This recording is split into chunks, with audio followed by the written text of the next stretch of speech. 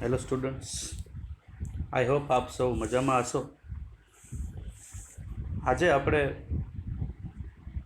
Paragraph writing, essay writing એમાં ચોથા નંબરનો નિબંધ વિશે વાત કરવા જઈ રહ્યા છીએ. 3 નિબંધો મેં તમને સમજાવ્યા છે. હું આશા રાખું છું કે આપ સૌએ એ આપણી ફેર બુક પાકી નોટ બનાવવાનું તમને જે કીધું છે નિબંધ માટેની, એમાં એ 3 જ નિબંધો લખી લીધા હશે. ચોથો નિબંધ આજે સમજાવવા જઈ રહ્યો છે. ઉપર નંબર નથી આપેલ. વિઝિટ ટુ સ્માર્ટ વિલેજ એવું નિબંધનું નામ છે. 4 નંબર આપી અને તમારા આ નિબંધનું હેડિંગ આપવાનું છે. Visit to smart village. Smart village એટલે આધુનિક, અત્યારનું, સગવડતા ભર્યું ગામ. એની વિઝિટ કરવાની છે. આગળની એક આપણે વિઝિટ જોઈ, વિઝિટ ટુ અ લાઇબ્રેરી. તો વિઝિટ હંમેશા સાદા ભૂતકાળમાં જ લખાતી હોય છે. મેં તમને કીધું ભૂતકાળના વાક્યો જ આવશે, કારણ કે હંમેશા ભૂતકાળની બાબતો વિઝિટ લેવાની વાત આવી એટલે કે મુલાકાત તમે એટલે અહીંયા તમે ભૂતકાળમાં જ આ સામાન્ય રીતે નિબંધ લખાતો હોય છે. તો અહીંયા ચોથા નિબંધની શરૂઆત આપણે કરીએ છીએ. આગલા નિબંધો પાકા કરવાના છે, લખવાના છે, અને કડક સૂચના છે રઘુ સરની કે દરેકે પાકી બુકમાં આ લખી જ લેવાનું છે. બરોબર છે. અને પાકા પણ કરી જ નાખવાના છે, જેથી કરીને આપણે પાછળથી સ્કૂલ ચાલુ થતાં સમયનો બચાવ થાય અને એમાં આપણે સમય બગડે નહીં અને ફરી પાછો આપણે સારી રીતે પૂરેપૂરો અભ્યાસ વર્ષ દરમિયાન કરી શકીએ. તો આ સમયગાળાનો ઉપયોગ આપણે સારામાં સારી રીતે કરવાનો છે. એટલે જ વારંવાર સૂચના આપવામાં આવે છે. આ રિપીટ થશે પણ વધારે વારંવાર રિપીટ થશે નહીં. તમારે વિડીયોમાં સાંભળી લેવાનું છે દરેક બાબત. હું કહું છું એ સૂચનાનું પાલન કરવાનું છું, જેથી કરીને આપણે ભવિષ્યમાં આપણો સમય બગડે નહીં. આ વિડીયો એજ્યુકેશન, ઓનલાઈન એજ્યુકેશનનો સૌથી મહત્ત્વનો આશય એ છે કે આપણો સમય બગડે નહીં. સારું, ચાલો 4 નંબર આપવાનો છે. Visit to smart village.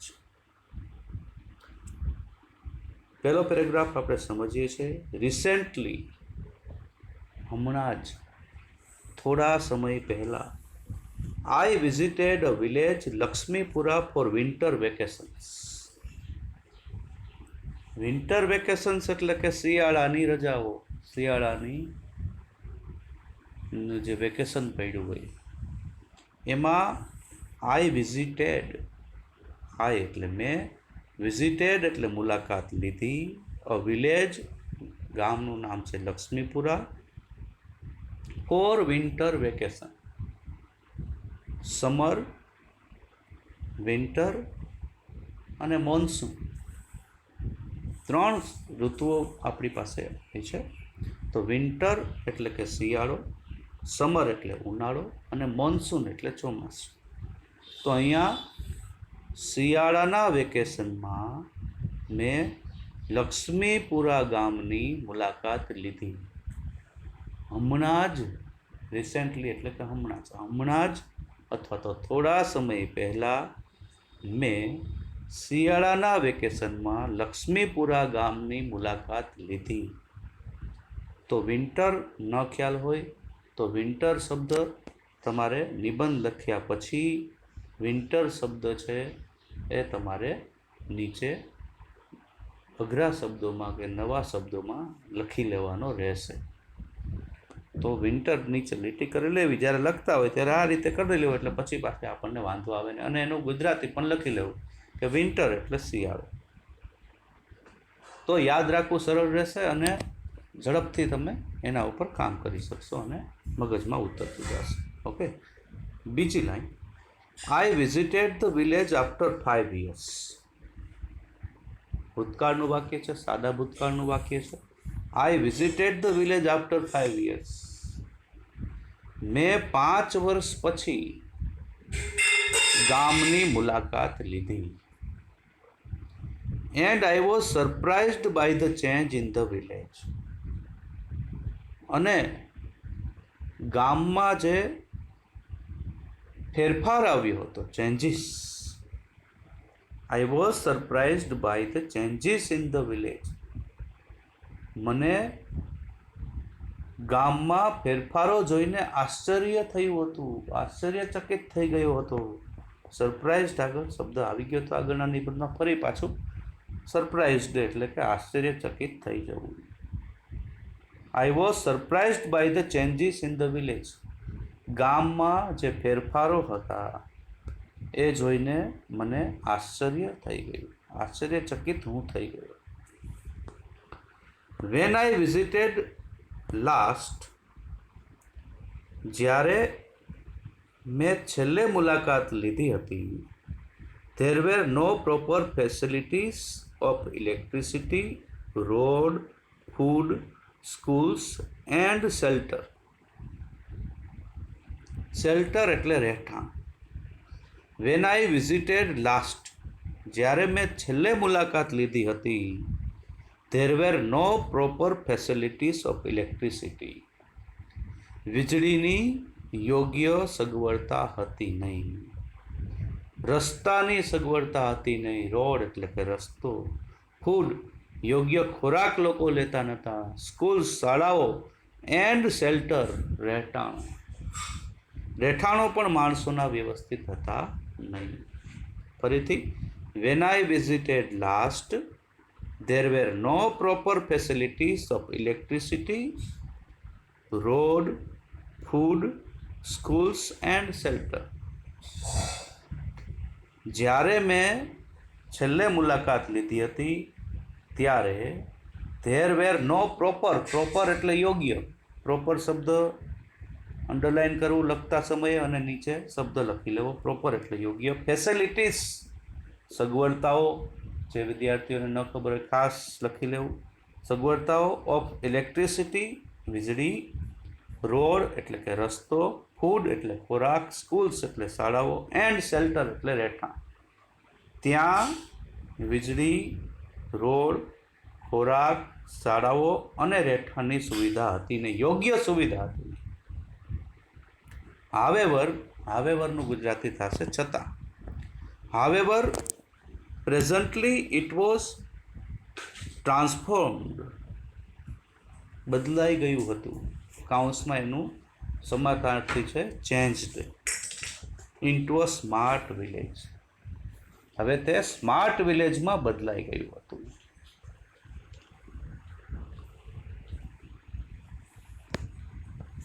ફરીથી, પ્રેઝન્ટલી, હાવેવર પ્રેઝન્ટલી એટલે કે છતાં અત્યારે, ઇટ વોઝ ટ્રાન્સફોર્મ્ડ કાઉન્સમાં changed into a smart village, તે સ્માર્ટ વિલેજમાં બદલાઈ ગયું હતું.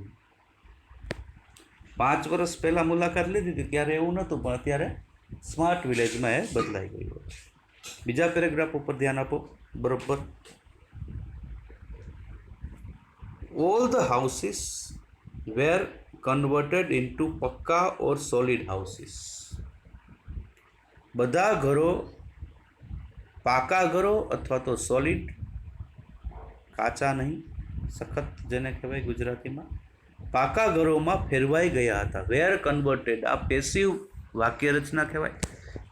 એક્ટિવ પેસિવની ચર્ચા આપણે આગળ કદાચ વિડીયોમાં કરવી પડે તો વિડીયોમાં, બાકી સ્કૂલ ચાલુ થતાં કરશું. આ પેસિવ કન્સ્ટ્રક્શન છે એટલે કે કર્મની વાક્ય રચના છે. All the houses were converted into pucca or solid houses.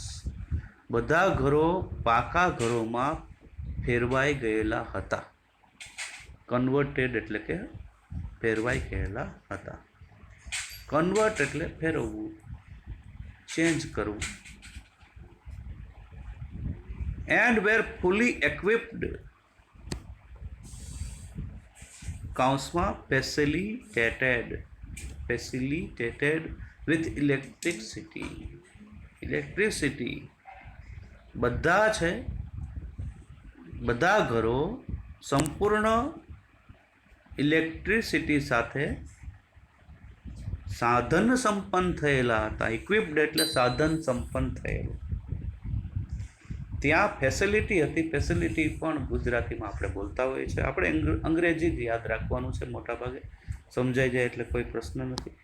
એક્વિપ્ડ એટલે કે સાધન સંપન્ન થયેલા હતા, સંપૂર્ણ ઇલેક્ટ્રિસિટીથી સાધન સંપન્ન હતા. When I went to the farm, બીજા પેરેગ્રાફમાં બીજી લીટી વિશે વાત કરીએ છીએ. When I went to the farm, જ્યારે હું ખેતરમાં ગયો, વાડીએ ગયો. વેન્ટ એ ગોનું ભૂતકાળનું રૂપ છે, ન ખ્યાલ હોય તો ધ્યાનમાં લેજો. I observed that the latest technology was in use in farming. ખેતી કરવામાં પણ છેલ્લામાં છેલ્લી ટેકનોલોજીનો ઉપયોગ થતો હતો, ઉપયોગમાં લેવાતી હતી, એવું મારા ધ્યાનમાં આવ્યું, એવું મેં જોયું. ઓબ્ઝર્વ કર્યું એટલે નિરીક્ષણ કરવું. શબ્દ નોંધજો, ઓબ્ઝર્વ એટલે કે નિરીક્ષણ કરવું. તો જ્યારે હું ખેતરમાં ગયો ત્યારે મેં જોયું કે છેલ્લામાં છેલ્લી ટેકનોલોજી ખેતીમાં ઉપયોગમાં લેવામાં આવતી હતી. Also the farmers were handed with smartphone which enabled them to be in the update with weather conditions, bank transactions. Also the farmers were handed with smartphones. અને ખેડૂતો પાસે સ્માર્ટફોન હતા. હેન્ડેડ એટલે હાથમાં હતા. વિચ અનેબલ્ડ ધેમ, જે તેમને, able શબ્દ એટલે કોઈ પણ કાર્ય કરવા માટે સમર્થ, એના ઉપરથી એનું ક્રિયાપદ એનેબલ, જે તેમને સામર્થ્ય આપતા હતા. Them to be in the update with weather condition. હવે હવામાનમાં કેવા ફેરફારો આવવાના છે. વેધર એટલે હવામાન, ક્યારે વરસાદ આવવાનો છે, ક્યારે વધારે ગરમી પડવાની છે, આ બધી જ માહિતી માટે એ લોકો અપડેટ રહેતા હતા. એટલે કે છેલ્લામાં છેલ્લી માહિતી લોકો પાસે પહોંચી જતી હતી. કેના કારણે? સ્માર્ટફોનના કારણે. અને બેંક ટ્રાન્ઝેક્શન્સ, બેંકના વ્યવહારો પણ તેઓ સરળતાપૂર્વક કરી શકતા હતા, એવું મેં જોયું, એવું આમાં લખ્યું છે. બેંકના વ્યવહારો, બેંક ટ્રાન્ઝેક્શન્સ, ટ્રાન્ઝેક્શન્સ એટલે વ્યવહારો. આ પણ શબ્દ તમારે નીચે નોંધી લેવાનો છે. ઓલ્સો ઇન ધ વિલેજ, અને ગામમાં. મેની સ્કૂલ્સ વેર બિલ્ટ, ઘણી બધી સ્કૂલો બાંધવામાં આવી હતી. વેર બિલ્ટ છે એ પેસિવ કન્સ્ટ્રક્શન છે. ફરી પાછું મેં કીધું આપણે ક્લાસમાં એની ચર્ચામાં લેશું અને વિડીયોમાં જરૂર પડશે તો વિડીયોમાં જો એ ટોપિક આપણે ચર્ચામાં લેશું તો એ પણ ધ્યાનમાં લેશું. ત્યારે મેની સ્કૂલ્સ વેર બિલ્ટ, કર્મ પહેલાં આવેલું છે. ઘણી સ્કૂલો બાંધવામાં આવી હતી. વિચ ફેસિલિટેટેડ ક્વોલિટી એજ્યુકેશન, જે ગુણવત્તાસભર શિક્ષણ, ક્વોલિટી, ગુણવત્તાસભર એજ્યુકેશન એટલે કે શિક્ષણ ફેસિલિટેટેડ એ પૂરી પાડતા હતા.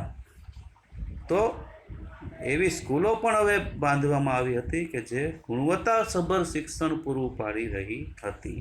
અહીંયા વિચનું ગુજરાતી જે તરીકે આપણે લેવાનું છે. આનો પણ અભ્યાસ આપણે ભવિષ્યના વિડીયોઝમાં કરવાનો છે. It was fun visiting a village which was more in the urban setup. It was fun visiting a village.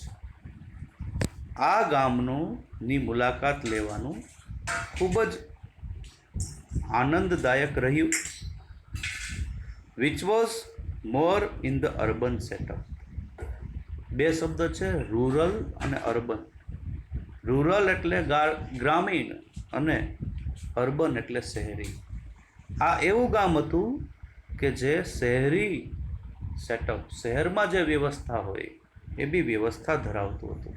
તો એવા ગામની મુલાકાત લેવાનું ખૂબ જ આનંદદાયક હતું. એવી વાત આપણને છેલ્લી લીટીમાં કરી છે. તો આ બંને પેરેગ્રાફ, આખો નિબંધ કયો તો નિબંધ તમારે લખી લેવાનો છે અને 2 વખત હોમવર્કમાં લખવાનો છે. હોમવર્કની બુક અલગથી બનાવવાની છે. નિબંધ નંબર 4 એવું heading, visit to smart village. નવા શબ્દો મેં કીધું એ રીતે નોંધતા જાજો, જરાક પણ એમાં ઢીલ રાખતા નહીં. બરોબર છે. આ જે છે નિબંધ ફરી પાછો પાકો કરી લ્યો. આગળના 3 નિબંધો પાકા કરવાના છે. રોજનું રોજ કામ કરશો તો જ છે પહોંચી વળશો. એટલે જરાક પણ આળસ કર્યા વગર તમારે આ કાર્ય કરતું જ રહેવાનું છે, જેથી કરીને આપણા આ સમયનો સદુપયોગ થાય. આપે મને સાંભળ્યો એ બદલ આપનો આભાર. Thank you very much.